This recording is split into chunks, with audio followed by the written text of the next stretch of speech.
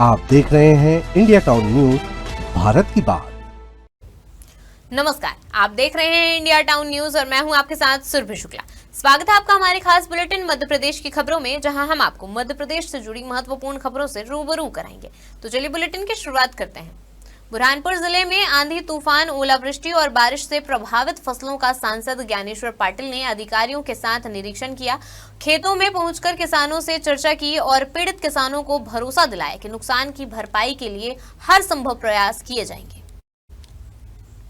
सांसद ने अधिकारियों को निर्देश दिए कि सर्वे का कार्य जल्द पूर्ण किया जाए। उन्होंने किसानों को आश्वस्त करते हुए कहा कि संकट की इस घड़ी में डबल इंजन वाली भाजपा सरकार आपके साथ मजबूती से खड़ी है। आपको बता दें कि मैंने केंद्रीय कृषि मंत्री शिवराज सिंह चौहान और मुख्यमंत्री डॉक्टर मोहन यादव को भी स्थिति के बारे में अवगत करा दिया है। राजस्व अमले द्वारा सर्वे किया जा रहा है। मुआवजा राशि का वितरण जल्द किया जाएगा। सांसद ने ग्राम पातोंडा, बिरोदा, भोलाना के खेतों का निरीक्षण किया।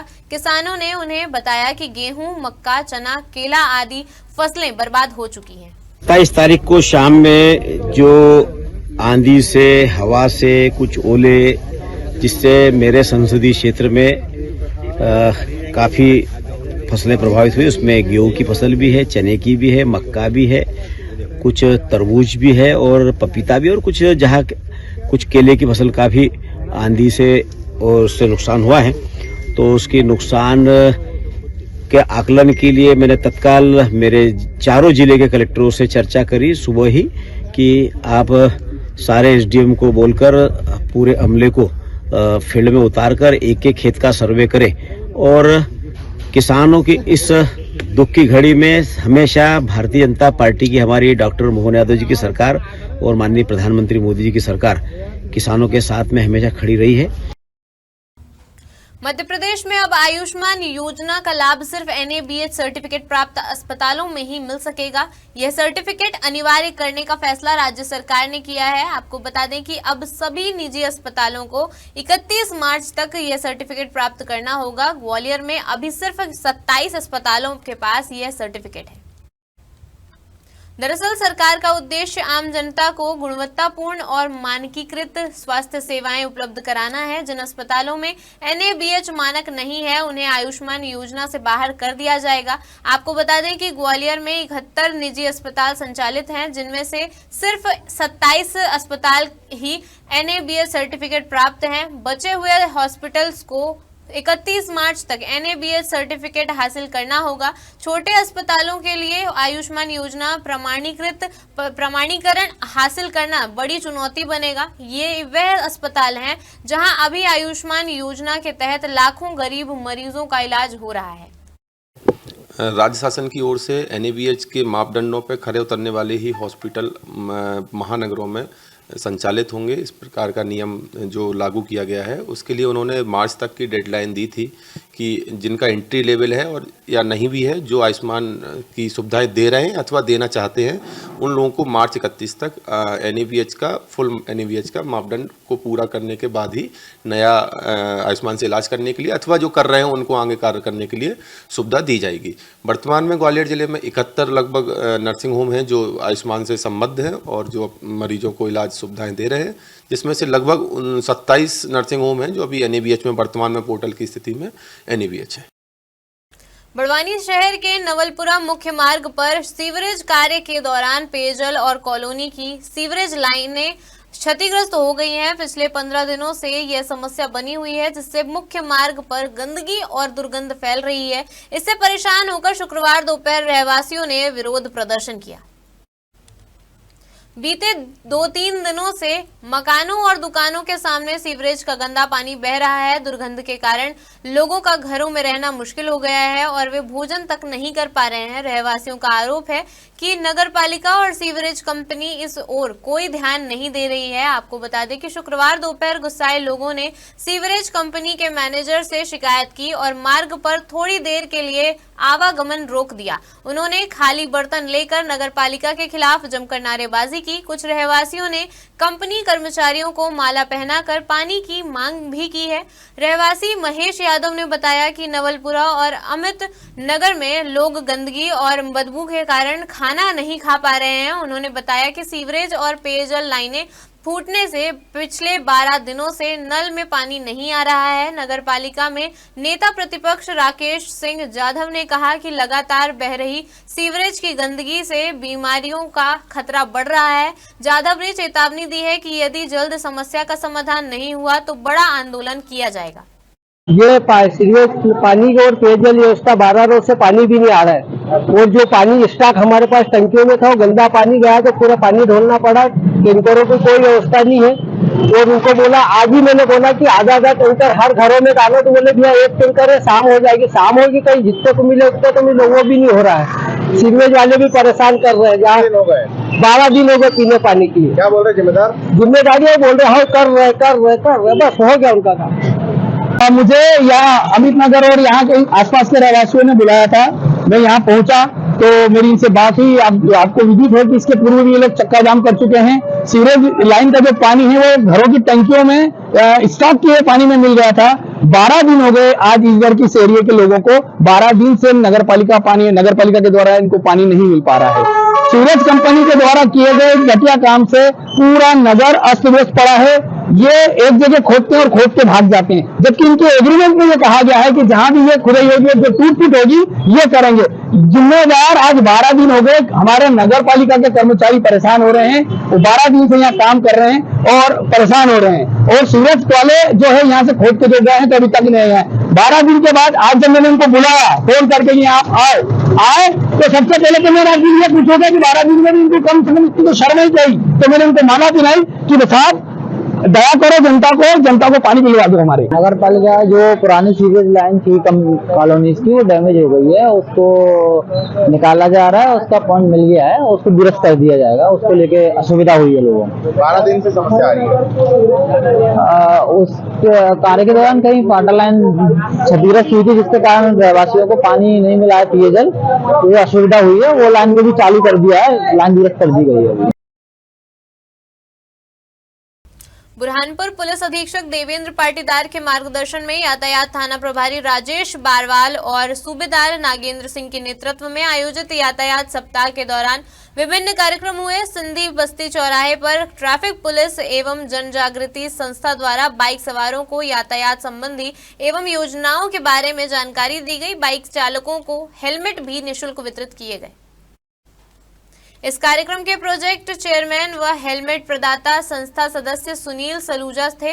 निःशुल्क हेलमेट वितरण कार्यक्रम को संबोधित करते हुए यातायात थाना प्रभारी टीआई राजेश बारवाल ने कहा कि जन जागृति संस्था का हेलमेट वितरण जिले में होने वाली दुर्घटनाओं के बचाव के लिए सार्थक सिद्ध होगा। आज हेलमेट न लगाने की वजह से अनगिनत लोगों की दुर्घटना में मौत हो जाती है। आपको बता दें कि सूबेदार नागेंद्र सिंह ने यातायात संबंधी जनहित की योजनाओं की जानकारी दी। दमोह जिले के शिक्षण संस्थाओं में बेहतर परीक्षा परिणाम लाने के लिए कलेक्टर सुधीर कुमार कोचर लगातार प्रयास कर रहे हैं। वे किसी न किसी विद्यालय में जाकर विद्यार्थियों को परीक्षा पे चर्चा के जरिए सफलता के गुर सिखाते हैं। कलेक्टर कोचर ने जबेरा के गर्ल्स हायर सेकेंडरी स्कूल के विद्यार्थियों को परीक्षा में अच्छे अंक प्राप्त करने के ट्रिक समझाए। छात्राओं के सवालों का जवाब देते हुए कलेक्टर ने उनकी शंकाओं का समाधान किया। आपको बता दें कि इसी दौरान एक छात्रा के प्रश्न पर कलेक्टर ने कहा कि जिस तरह हम नदी में उतरे बगैर तैरना नहीं सीख सकते, उसी प्रकार बगैर मेहनत और आत्मविश्वास के हम सफलता प्राप्त नहीं कर सकते। इसके लिए आपको अच्छी मेहनत करनी होगी और आत्मविश्वास मजबूत रखना होगा। कार्यक्रम का संचालन राजेश जैन ने किया। इसी दौरान कलेक्टर ने स्कूल में स्मार्ट क्लास बोर्ड का लोकार्पण भी किया।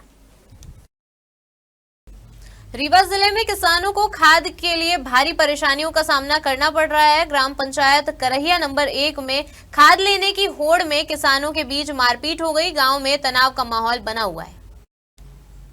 करहिया नंबर 1 के खाद वितरण केंद्र में खाद लेने के लिए सुबह से ही बड़ी संख्या में किसान पहुंचे हैं।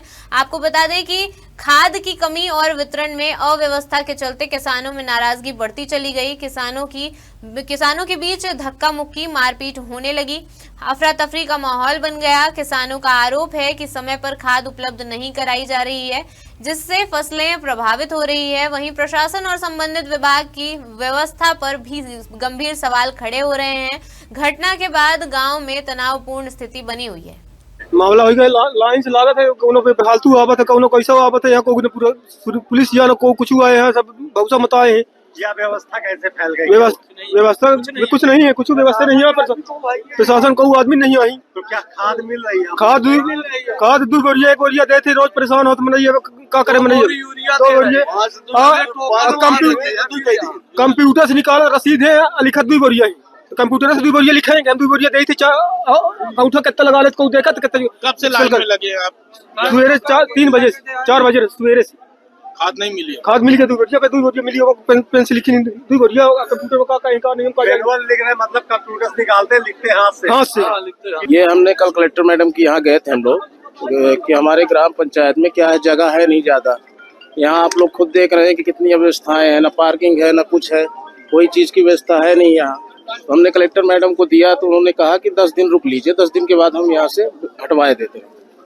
यहाँ 5 की जगह 2 बोरी खाद दी जा रही किसानों को, और वो भी पेन से लिख के। क्या ऑनलाइन जो उनका वो निकलता है उसको मतलब यहाँ मैनुअली दे रहे हैं क्या? अब ये तो हमको ज्यादा जानकारी नहीं है, वो खाद क्यों 2 बोरी दे रहे हैं कि 3 बोरी दे रहे हैं, अब इसका हमको जानकारी नहीं है, वो बताएंगे वो लोग। 3 बोरी बोले देंगे, 3 से 2 बोरी दे रहे हैं, हाथ से लिख रहे हैं। देखिए अब 2 बोरी दे रहे हैं। बताइए हमारे 10 नियम क्या है, कैसे देना चाहिए? इनको 5 बोरी का नियम है, 5 बोरी में 1 नैनो देते हैं। अब जो 2 बोरी दे रहे हैं, कल 3 बोरी बांटे हैं, आज 2 बोरी बांट रहे हैं। बात किए तो बोले 2 बोरी की बस आदेश है। वक्त हो चुका एक छोटा सा ब्रेक का, बने रहिए इंडिया टाउन न्यूज के साथ। कभी कभी चेहरे का छुपा दर्द दुनिया नहीं देख पाती है। दाग, मुहासे, झाइयां सब आपके आत्मविश्वास को कम कर देता है, पर अब नहीं, क्योंकि Rukhsana glow and fair face pack जो दे आपकी स्किन को वो प्यार जो सिर्फ प्रकृति दे सकती है। हर लेयर को साफ करे, हर दाग को करे हल्का और आपकी मुस्कान फिर से लौटाए, because you deserve to glow naturally. Rukhsana herbal beauty product Amazon, Meesho और फ्लिपकार्ट में भी उपलब्ध।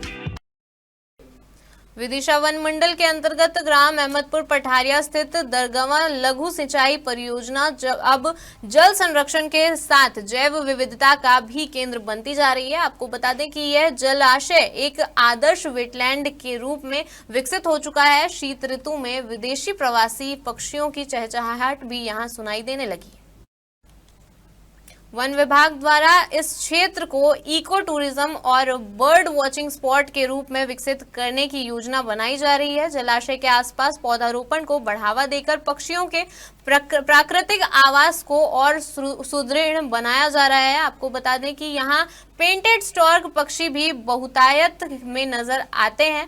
ये पक्षी एक साथ उड़ते, एक साथ भोजन ढूंढते और आराम करते नजर आते हैं। आपको बता दें कि स्टॉर्क के पंखों पर गुलाबी, सफेद और काले रंग के पैटर्न नजर आते हैं, जिससे इसी कारण इसे पेंटेड स्टॉर्क कहा जाता है। समूह में रहकर जीवन गुजारने वाले पेंटेड स्टॉर्क हमें संगठित रहने की सीख देते हैं।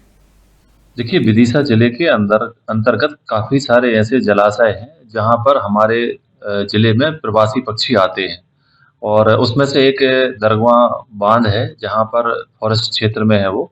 वहां पे हमने कल अपनी टीम को भेजा था, और हमारी कोशिश है कि हम जितने विदिशा जिले के अंतर्गत बड़े जलाशय हैं उन समस्त जलाशयों का डॉक्यूमेंटेशन करें, और कौन कौन सी जलीय प्रजातियां या माइग्रेटरी बर्ड्स आ रहे हैं उनका एक डेटा बनाएं, जिससे कि जिले वासियों को इस बारे में अवगत हों कि कौन कौन सी प्रजातियां यहाँ पे आ रही हैं। तो क्या फायदा है उसको? देखिए, ये हमारी प्राकृतिक धरोहर है, और जितना भी आप एक डेटा संकलित करेंगे उससे हम उसको संरक्षण के प्रयासों में भी हम उसमें काम कर सकते हैं कि किस प्रकार से बच्चों के लिए बर्ड वॉचिंग का एक स्थान बनाएं, किस प्रकार से नेचर ट्रेल बनाएं, जिससे कि लोगों को वहां जाके अपने बायनोकुलर से वो उन पक्षियों के दर्शन कर सकते हैं।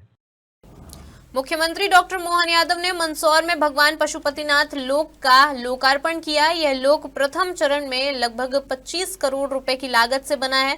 मुख्यमंत्री ने विधि विधान से पूजन अर्चन और चित्र प्रदर्शनी का अवलोकन किया। मुख्यमंत्री ने मंदिर परिसर में पालकी पर विराजित भगवान पशुपतिनाथ की पूजा की। उन्होंने ई कोर्ट से पशुपतिनाथ लोक का भ्रमण कर इसकी भव्यता का अवलोकन किया। इस दौरान मुख्यमंत्री द्वारा 22 फीट ऊंचे त्रिनेत्र रुद्राकनी का अनावरण किया गया, जिसके मध्य में स्थापित रुद्राक्ष भगवान शिव के त्रिनेत्र स्वरूप का दिव्य आभास कराता है।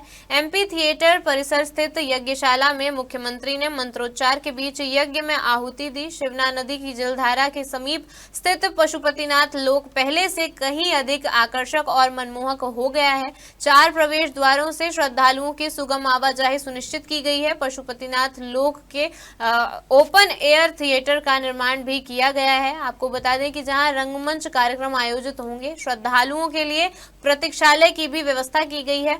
मंदिर परिसर में शिव लीलाओं पर आधारित आकर्षक म्यूरल वॉल एवं पशुपतिनाथ महादेव प्रतिमा के इतिहास पर आधारित पेंटिंग श्रद्धालुओं को आध्यात्मिक अनुभूति प्रदान करती है।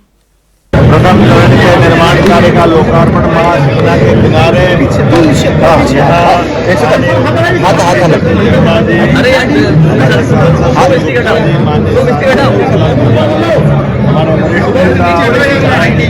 यशपाल सिंह जी और इस अवसर पर सभी हमारे माननीय विधायक सब मित्रों के साथ भगवान के चरणों में प्रणाम करते हुए पूजा अभिषेक के साथ प्रथम चरण का लोकार्पण संपन्न हुआ। ये आस्था धर्म विश्वास का अद्भुत स्थान है। यहाँ पर गंगाधर विषधर पशुपतिनाथ अपने सभी रूपों के साथ सृष्टि का उत्पन्न करते हैं। रतलाम जिले के पिपलिया जोधा गांव के लोगों का गुस्सा 7वें आसमान पर है। देह व्यापार और कच्ची शराब के काले कारोबार ने न सिर्फ गांव की शांति भंग कर दी है, बल्कि अब बात पत्थरबाजी तक पहुंच गई है। आपको बता दें कि करनी सेना प्रमुख जीवन सिंह शेरपुर के नेतृत्व में भारी संख्या में पहुंचे ग्रामीणों ने माननखेड़ा पुलिस चौकी का घेराव किया। आपको बता दें कि पिपलिया जोधा गांव में बाछड़ा समुदाय के कुछ रसूखदारों द्वारा संचालित अवैध देह व्यापार और कच्ची शराब के धंधे ने ग्रामीणों का जीना मुहाल कर दिया है। सबसे ज्यादा चिंताजनक बात तो यह है कि यह गंदा खेल शासकीय स्कूल के ठीक सामने धड़ल्ले से चलता है। विरोध करने वाले ग्रामीणों पर जमकर पत्थरबाजी की गई। इससे नाराज सैकड़ों ग्रामीणों ने आज माननखेड़ा चौकी की चौखट पर दस्तक दी। ग्रामीणों ने मांग की है कि स्कूल के पास चल रहे अवैध अड्डों को तत्काल ध्वस्त किया जाए, पत्थरबाजी करने वालों को गिरफ्तार किया जाए, नई आबादी क्षेत्र में स्थायी पुलिस चौकी की स्थापना की जाए और ग्राम पंचायत के बंद पड़े सीसीटीवी कैमरों को फिर से चालू किया जाए। वाचर इसमें ज्ञापन के माध्यम से माननीय सीएसपी साहब को, थाना प्रभारी महोदय जी को और नायब तहसीलदार साहब को ज्ञापन वाचन करके उनको प्रदान किया गया। क्या मांग क्या है? उसमें 7 बिंदु थे। मेन क्या मांग क्या है? मेन मांग ये है कि पिपलिया जोधा में देह व्यापार नहीं होना चाहिए। दूसरी मांग ये थी कि कच्ची शराब वगैरह बनाते हैं, शराब भी बंद होना चाहिए। तीसरी मांग ये थी कि वहाँ जो लोग अपराधी या गतिविधियों में लिप्त है उनके ऊपर जो मुकदमा बना FIR कटी गई उनको अरेस्ट किया जाए, उनके खिलाफ मुकदमा बनाया जाए और धारा 308 की बजाय 307 कन्वर्ट की जाए। कुछ दिन पहले एक विवाद हुआ था, पत्थरबाजी हुई थी, उसमें भी मामला पंजीबद्ध हुआ है, उसको लेकर क्या कहेंगे आप? नहीं, सभी ग्रामीणों की यही मंशा और आसपास ग्रामीण के अलावा आसपास के लोगों की भी यही मंशा है कि उचित कार्रवाई होना चाहिए। या जो हमारे SC वर्ग के भाई बहन थे जिनके वहाँ पर पिपलिया जोधा में मेन रोड पे ही मकान है, वहाँ पर जो राहगीर जो दूसरे बाहर के लोग आते हैं, आपको पता है यहाँ बाछड़ा समुदाय बसता है और वो देह व्यापार करता है, तो उनके डेरों में लोग आते हैं। पर वो क्या है कि गांव से लगे हुए डेरे हैं, गांव वालों के घर और डेरे आसपास ही है। तो वहाँ कई लोग ऐसे भी होते हैं जो उन लोगों के जो सामान्य वर्ग के लोग हैं, जो आम परिवार है गांव के, उनके घरों में घुस जाते हैं और उनसे अभद्रता करते हैं, उनसे भाषा का सही उपयोग नहीं करते। तो उनको कहीं ना कहीं लज्जित होना पड़ता। जब गांव के लोगों ने उस बात का विरोध करा था, तब उनको वहां से भगाया था कि ये हमारे आम लोगों के परिवार है, हम गांव के लोग हैं, हमारे यहाँ कोई भाषा समुदाय के घर नहीं है और आपको जाना है तो उधर जाइए, यहाँ मत आइए। उनने जब प्रतिरोध करा, विरोध करा, तो उसके 10-15 मिनट बाद उधर से भाषा समुदाय के लोग आए और उनने उनसे अभद्र भाषा में बात करी, गाली गलौज करी और उनके साथ मारपीट करने लगे। जब मारपीट का प्रतिरोध करा उनने तो उनने ये बोला कि तुम हमारे ग्राहकों को धमकाते हो, डराते हो और यहाँ से भगाते हो, तुम हमको देह व्यापार नहीं करने दे। तो उन्होंने बोला कि आपको देह व्यापार करना था और कहीं जाके करिए, यहाँ परिवार बसता है। ये थाना रिंगनोद क्षेत्रांतर्गत पीपला जोधा ग्राम है।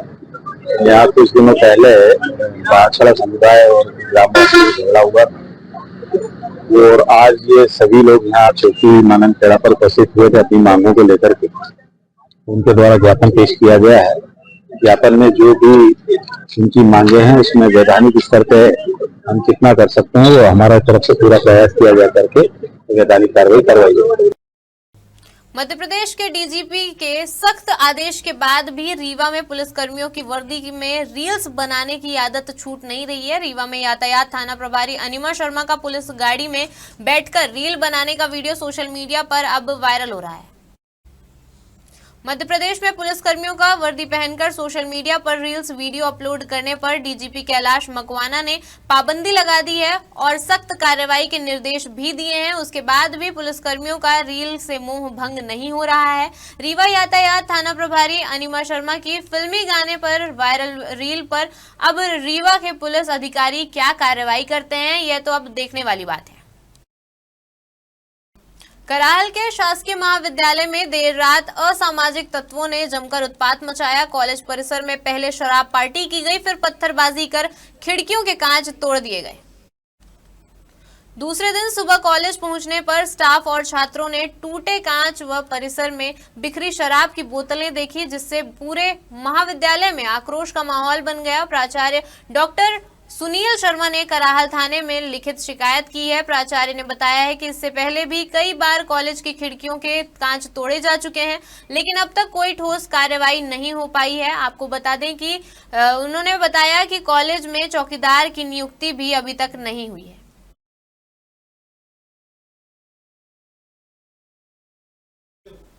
हमारे खास बुलेटिन मध्य प्रदेश की खबरों में फिलहाल इतना ही। देखते रहिए इंडिया टाउन न्यूज, भारत की बात। नमस्कार। आप देख रहे हैं इंडिया टाउन न्यूज, भारत की बात।